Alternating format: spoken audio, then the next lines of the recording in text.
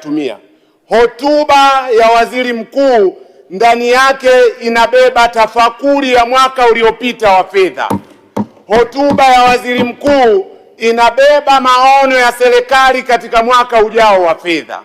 Kwa hiyo mimi nitajielekeza katika maeneo ambayo kwa maoni yangu yamebeba ukimya mkubwa sana katika hotuba ya waziri mkuu.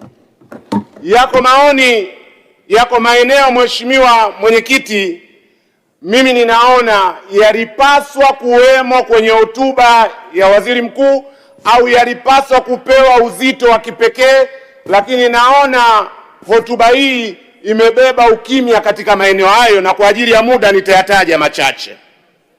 Eneo la kwanza, Mheshimiwa Mwenyekiti, nimeisoma hotuba ya Mheshimiwa Waziri Mkuu kurasa zote 122.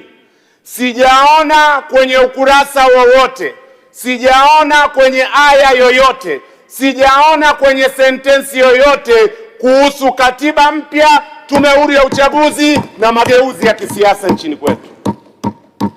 Hatua hii ya hotuba ya waziri mkuu kukaa kimya juu ya jambo hili muhimu sana, sisi tunaipa tafsiri kubwa sana, na hitimisho ninalolijenga mimi mpaka nitapokuwa proved wrong wakati ujao, hii inanipa ishara kwamba serikali imeipuuza, haipi uzito na haitaki ajenda ya katiba mpya. Huo ndio msimamo wangu. Sasa mimi nataka kutoa ujumbe kwa serikali na kwa Chama cha Mapinduzi.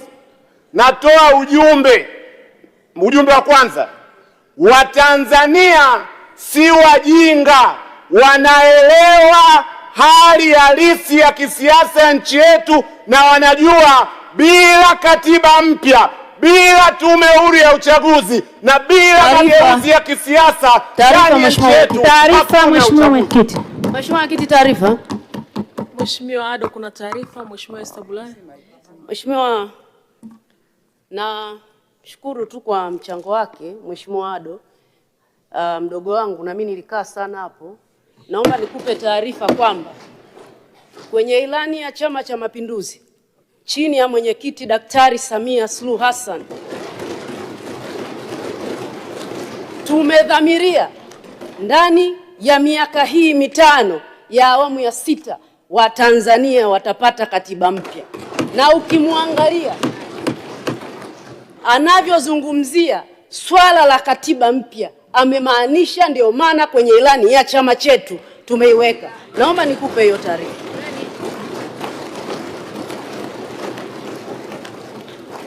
Mheshimiwa Ado, naipokea taarifa hii. Taarifa nyingine Mheshimiwa. Mheshimiwa Mwenyekiti, taarifa ya Mheshimiwa Bulaya siipokei, na siipokei kupitia hoja yangu namba 2 ambayo nilikuwa naelekea kuitaja. Ujumbe wangu kwa serikali na Chama cha Mapinduzi, ujumbe namba 2, katiba mpya sio ajenda ya CCM.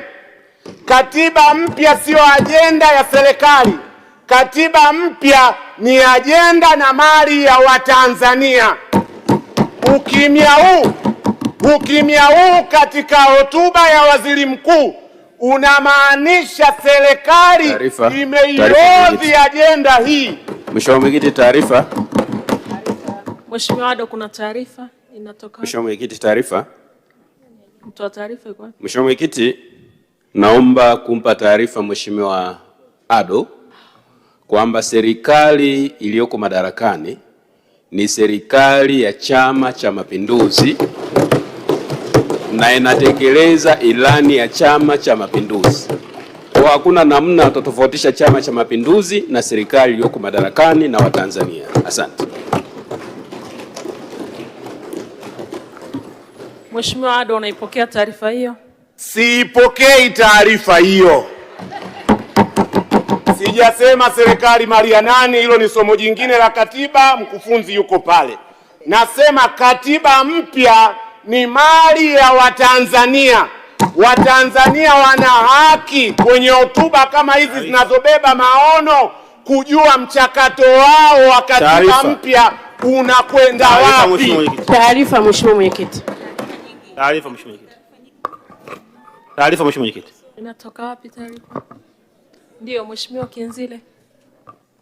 Mheshimiwa Mwenyekiti, kwanza nakubaliana na Mheshimiwa mchangiaji kwamba katiba mpya ni mali ya Watanzania, lakini pia namkumbusha mali za Watanzania ni pamoja na ardhi, fedha na vinginevyo, na kwa sasa mwenye mkataba wa kuvisimamia ni serikali, na serikali ya sasa ni ya CCM. Kwa hiyo huwezi kuvitenganisha. Mheshimiwa Ado, unaipokea taarifa hiyo? Sipokei taarifa hiyo, na kwa sababu naona na kuhamishwa hapa gari na sanasa, niache ajenda hiyo, ujumbe umefika. Ajenda ya pili ambayo naona ni ukimya kwenye hotuba ya waziri mkuu, vita dhidi ya ufisadi, rushwa na ubadhirifu. Sijaona kama imepewa kishindo kinachostahili. Mimi ninaamini Sokoine angefufuka leo, wala nisingepata shida kujua ajenda yake namba moja ingekuwa ni ajenda gani. Ninafahamu. Mwenyekiti, taarifa. Taarifa Mwenyekiti. Mheshimiwa Mwenyekiti, niko hapa taarifa. Mheshimiwa Mwenyekiti, ningependa kumpa taarifa Ado kwamba unapozungumzia mtu ambaye tumemthibitisha kwenye bunge hili kwa kinywa chake, kwa vitendo, kuzungumzia masuala ya ufisadi na kukemea ubadhirifu na kukemea uzembe, ni Waziri Mkuu Daktari Mwigulu Nchemba. Na